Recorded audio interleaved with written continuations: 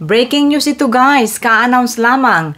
Nagtakda na po ang Canada Immigration ng cap or limit sa pagpasok ng mga international students dito sa Canada. Ito po ang pinakang latest na balita guys sa Canada Immigration. For 2 years, ngayong taon 2024 and next year 2025, dyan magkakaroon ng limit or cap. At alam nyo ba, 35% reduction or babawasan ng 35% ang papasok na international students sa Canada. Yan ang ating topic guys, kaya stay tuned! Si Ate Menchi po ito mula sa Toronto. Muli isang topic about Canada ang ating tampok ngayon. So, kung kayo interesado guys, you can subscribe to my channel. You can follow sa aking Facebook page na Menchi's Philcan Life din ang pangalan. And you can join and be a member of this channel. Gusto kong pasalamatan ang ating mga channel members. Thank you very much sa ating mga channel members. Coach RM, Richelle Dumalag, Chunga Ka, Adel Pasalon, Imelda Lial, Bong Manubag, Joy Axcar-Cueva, Nani Emmy Vlog, Joan Canlas, Joy Alicando, Marjorie Ramos, Marciano, and Nympha. Salamat po sa inyong support sa ating channel. At ngayon guys, let's go straight to our topic. Yun na nga po ang pinakamainit na balita ngayon dito sa Canada. Ka-announce lang ni Immigration Minister Mark Miller at sinabi niya doon na magkakaroon na ng cap immediately, effective immediately para sa mga approval ng international students permit sa Canada. Ibig sabihin po nito, lilimitahan na ang pagpasok ng mga international students sa Canada. For 2 years, pansamantala, ngayong taon 2024 and next year 2025, babawasan po ng 35% ang aaprubahan ng mga application for international students. So ngayong taon po ay aabutin lang ng 364,000 ang aaprubahan o yan lang ang slot na ipagkakaloob sa mga aplikante for this year 2024. Yung 2025 daw po ay pag-aaralan pa nila yung figures. Ang topic na ito guys ay in-anticipate na natin kasi parang a few months ago nagsabi na si Honorable Mark Miller na ang isa niyang pagtutuunan ng pansin ay ang pag-aayos ng programa tungkol sa international students dahil sa nakalipas daw pong ilang taon ay naging walang direksyon ang pagpasok ng mga international students at ang programang ito mismo. Talaga po merong naging issue o problema sa international students ng Canada. Hindi po ba nabalitaan ninyo na may housing crisis, walang sapat na matirahan, tapos nagiging biktima ng mga fraud ang mga international students, ang mga probinsya raw po ay napabayaan ang programang ito at pasok lang ng pasok, etc. etc. Kaya ngayon ay alam natin na mag-a-announce ng ganito si Mr. Miller. Ito na nga, ini-announce na po niya. Meron pong ilang mga importanteng puntos na dapat nyong malaman tungkol dito. Isa na, hindi po kasama sa CAP ang mga programa sa master's degree. Yung mga graduate studies, master's degree at mga doctorate degree. Hindi po yung kasama sa babawasan. Hindi rin kasama sa babawasan ay yung high school, kung ang anak nyo yung mag-aaral dito ng high school or elementary. Okay? So, sino po ang papatawan ng CAP? Yan po yung mga nag-aaral ng post-secondary o yung kolehiyo sa mga private colleges and public colleges or community colleges. So guys, sa ating video straightforward lang, ibabalita ko sa inyo ang mga importanteng dapat ninyong malaman tulad ng mga sumusunod. Ito po yung mga main highlights ng pagbabago sa international students. And then at the end, sasabihin din naman natin kung ano yung obserbasyon natin. Okay guys? Okay, number 1 na nga po ay ang limit or cap. 364,000 lang for year 2024 ang papapasukin. That is, may kabawasan po na 35% kumpara sa nakalipas na taon. Number 2, ang cap po or limit ay depende sa probinsya.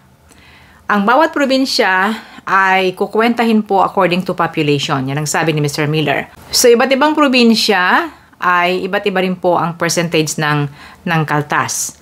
I heard na Ontario isa sa magkakaroon ng malaking pagkakaltas. Ito malaking pagbabago guys, number 3. Ang open work permit para sa spouses ay para na lamang sa mga graduate studies, master's degree, and doctorate programs. Sila na lang po ang pwedeng bigyan ng open work permit ang asawa or ang spouses. Yan po ang isang malaking pagbabago. Number 4, paglilinaw, hindi na po kasama sa mabibigyan ng open work permit yung mga ang program ay college o yung post-secondary education. Number 5, as of this coming semester, September of 2024, hindi na rin po available ang post-graduation work permit para doon sa mga nag-aaral ng tinatawag nila na public to private curriculum model. Mga programs na nagmula sa mga public colleges at ipinapasa sa private colleges. So, hindi na po bibigyan ng post-graduation work permit ang ganitong sitwasyon. Isang malaking pagbabago rin guys, bawat application ng student ay kinakailangan magkaroon ng provincial attestation. O ito'y isang parang reference letter na manggagaling sa probinsya bago ito aksyonan ng Immigration Canada. And this one, alam na ninyo na itinaas na po ang cost of living funds para sa estudyante. Yung dating 10,000 Canadian dollars ay magiging na pong 20,635 dollars. Sa ngayon sa record, noong 2022, umabot sa 551,405 ang mga international students na dumating sa Canada. At tinataya na last year, 2023, ay umabot sa 600,000 ang dumating.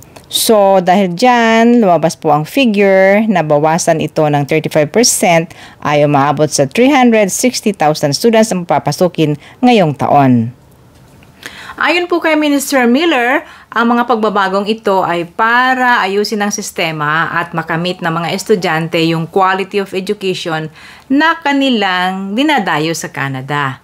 Dahil nga po naging biktima ng mga fraud at pagsasamantala ang maraming estudyante at yan po ay in-evaluate ng Canada Immigration, ito yung resulta guys. Plus the fact na iniuugnay din po ang mga international students, yung sobrang dami ng international students sa problema sa kawalan ng kanilang matirahan, maayos or decent na housing, tapos problema sa healthcare, at iba pang mga social issues. Kaya ang lahat ng ito ang naging basehan sa pagkakaroon ni Mr. Miller ng ganitong announcement. So ngayon, ano ang ating masasabi sa balitang ito guys? Well, unang-una, tsak po na uunti ang mga applicants. Siyempre, nabalitaan naman na natin, no? Magkakaroon ng limit, mahal ang tuition fee, hihigpitan, mga sistema, kakaunti ang mag-a-apply ngayon. So, you can take the chance. Pwede kayong magbaka sakali na dahil sure kakaunti ang mag-a-apply, then you apply. Diba? Dahil posibleng dun sa kaunti na yon, dahil kakaunti ang nag-apply, posibleng kayo ay makasama sa ma-approve. Why not? Isang magandang pagkakataon ito para doon sa mga gustong mag-aral po ng postgraduate studies, master's degree, at saka doctorate programs. Alam ko, mahal ang tuition. Alam niyo po, mahal ang tuition sa mga postgraduate studies. Walang cap, walang limit guys sa mga postgraduate. So, walang limitasyon. Ibig sabihin, kung qualified kayo, ay sure ang approval ninyo. Kaya, yun ang pagkakataon para sa mga mag-aaral ng master's or doctorate programs. At ikatlong masasabi natin guys, I agree na ang good quality of education sa Canada ang dapat ninyong makamit. Kaya nga magka-Canada ka ang laki ng gastos paghihirapan mo bago ka makapasok sapagkat ang habol mo ay good quality of education. Ang quality of education na yan na pwede mong dalahin sa bansa mo pag uwi mo, o di kaya naman good quality of education na siyang magiging mo ng career sa Canada if you want to settle here permanently. Kaya yung good quality of education na walang mga fraud, walang mga panloloko, o walang mga pambibiktima, yun ang talagang deserving ang bawat estudyante. Kaya let's hope for the best na itong mga pagbabagong ito ay mas makakabuti, bagaman kakaunti po ang maaaring mabigyan ng pagkakataon dahil sa paglilimita. Okay guys? Thank you for watching guys. Kung nagustuhan nyo ang ating topic, you may consider subscribing sa Mencius Philcan Life. You can follow me sa aking Facebook page na Mencius Philcan Life at pwede rin kayong mag-join and be a member of this channel. Just click the join button below. Magpapasalamat ako sa aking mga channel members. Thank you very much sa ating mga channel members. Coach RM, Richel Dumalag, Chunga Ka, Adel Pasalon, Imelda Lial, Bong Manubag, Joy Axcar Cueva, Nani Emmy Vlog, Joan Canlas, Joy Alicando, Marjorie Ramos, Marciano, and Nympha. Salamat po sa inyong support sa ating channel. So yun na po muna guys, ang latest mula rito sa Canada, si Ate Menchie ito from Toronto. Thank you very much and I'll see you again.